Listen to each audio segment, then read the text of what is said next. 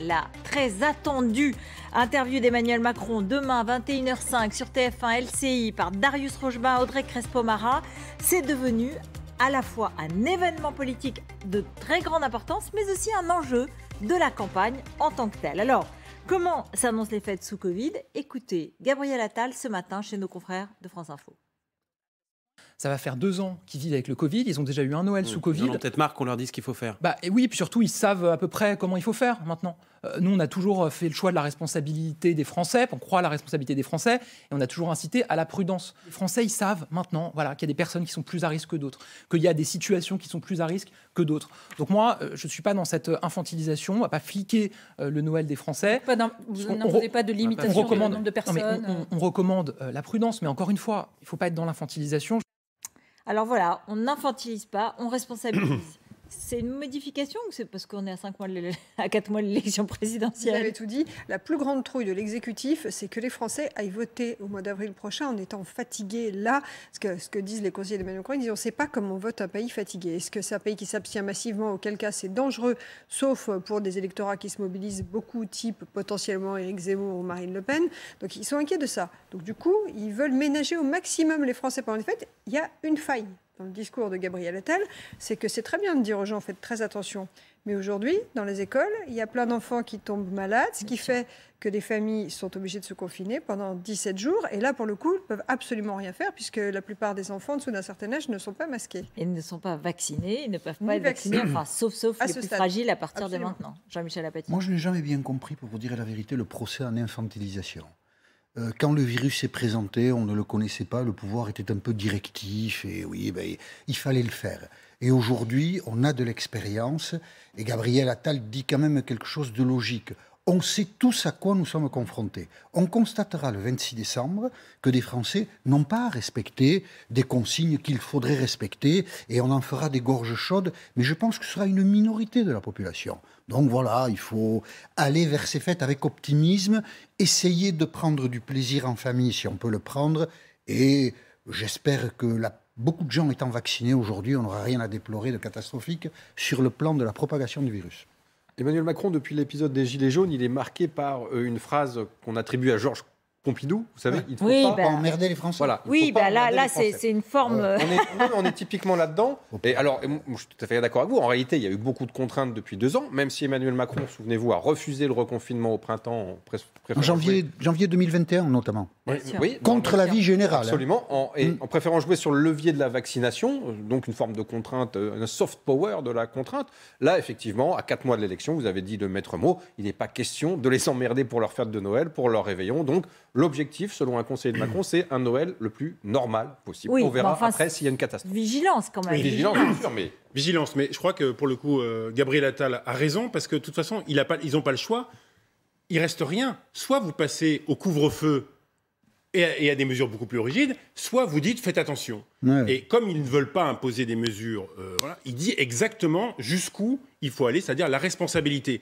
Moi, juste un mot, ce qui est très important, quand notamment du côté d'Olivier Véran, heureusement, la vaccination 3e dose décolle avec des chiffres incroyables. Aujourd'hui, record, 830 000 doses de rappel. Heureusement, parce que ça peut peut-être nous faire limiter cette vague. Mais moi, il y a quelque chose pas qui me choque, mais je ne comprends pas. Certains virologues disent le pic des contaminations est derrière nous, ils ne regardent que ça. Moi, je ne regarde que les entrées en soins intensifs. Et ça, on va le voir, mais la vague hospitalière, elle est devant nous. 3000 cas, il prévoit chez Véran en soins intensifs en fin de semaine.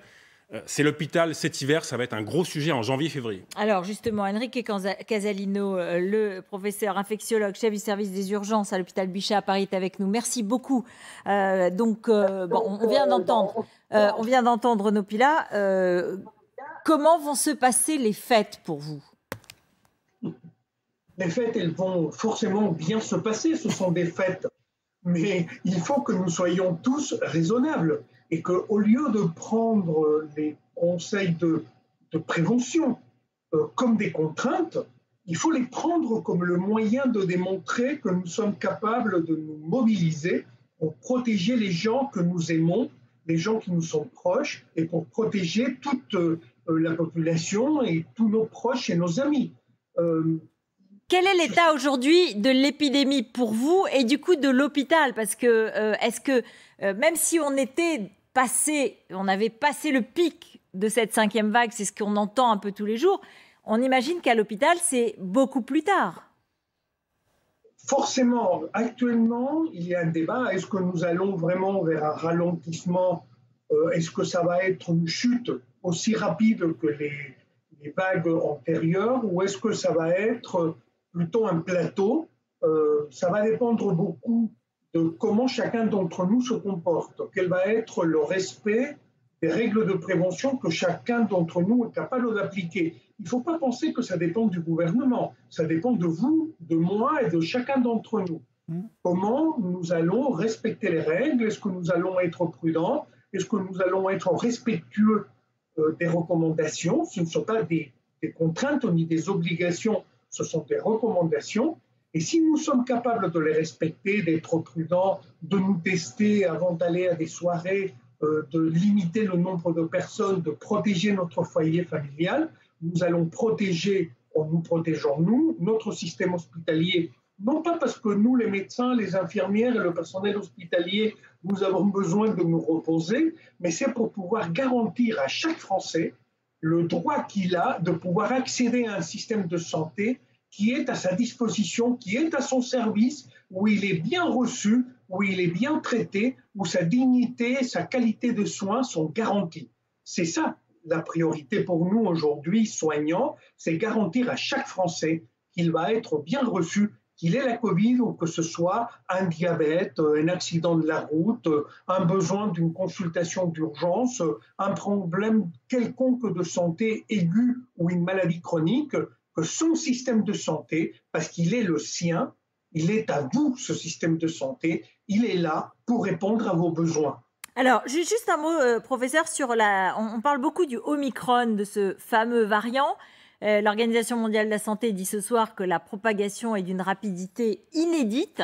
Est-ce qu'aujourd'hui, on est encore complètement dans le Delta ou est-ce qu'on risque de se retrouver en janvier submergé par le Omicron? Je sais que c'est une question que vous avez déjà entendue, que tout le monde se pose, mais où est-ce qu'on en est?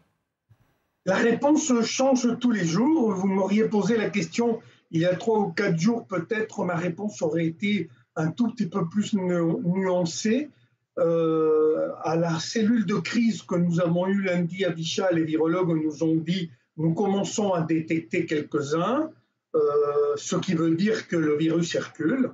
Je viens de lire l'article dans The Guardian en Angleterre où il prévoit le modèle de l'Imperial College 100 000, 200 000, 1 million de contaminations par jour en Angleterre.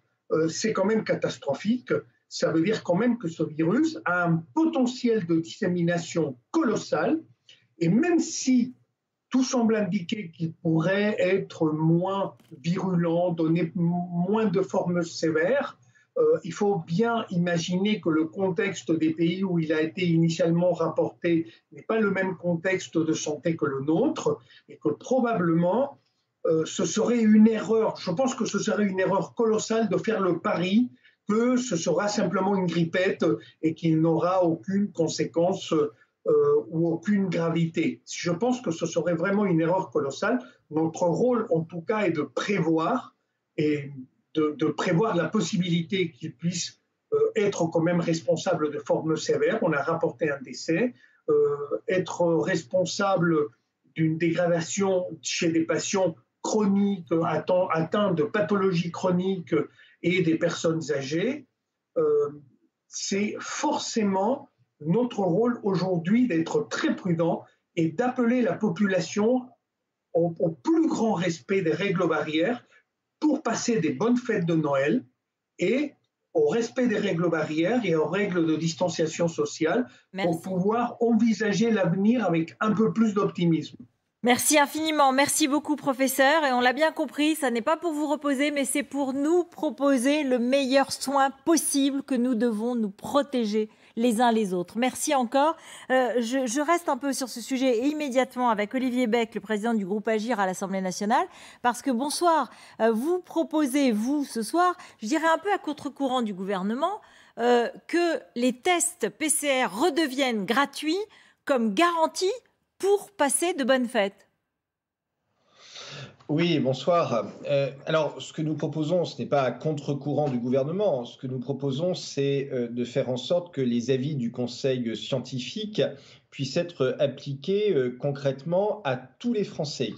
Le Conseil scientifique nous dit que le meilleur moyen de se protéger fidèlement les uns les autres, c'est de se tester avant de se retrouver, puisque forcément, les fêtes de Noël, ce sont des gens qui viennent parfois d'un peu toutes les régions de France. C'est aussi un brassage entre les générations, les petits-enfants qui revoient les grands-parents. Et donc, le meilleur moyen finalement de se protéger, c'est avant de se retrouver la veille ou le jour même, si on se voit le soir, c'est de faire finalement un test, que ce soit un test antigénique à la pharmacie ou un test PCR au laboratoire. Et ce que nous proposons, ce que nous suggérons au gouvernement, en toute humilité, c'est de faire en sorte que, on va dire pour les journées du 23-24 et éventuellement pour celles du 30-31, ces tests puissent être gratuits. Ils le sont déjà pour toutes les personnes vaccinées et pour nous, il serait, on va dire, légitime qu'ils puissent également l'être pour les personnes non vaccinés, non pas que les tests redeviennent gratuits de manière systématique et tout le temps, mais au moins pour ces 2 jours, ce qui permettrait à chacune et à chacun de se faire tester et donc de réduire, on va dire, au maximum des retrouvailles. Le risque qu'il y ait des personnes qui soient positives, qui se retrouvent autour de la table et donc se contaminent. Merci beaucoup. Merci pour ces explications, Olivier Beck, donc président du groupe Agir à l'Assemblée nationale. L'épidémie de Covid, ce sera un des sujets de l'interview d'Emmanuel Macron demain. Il va faire un point, évidemment, sur la situation et il va aussi, sans doute, revivre et revenir sur son expérience de cette épidémie, qui est une expérience évidemment inédite pour tous les dirigeants du monde entier. Traverser l'épidémie, comment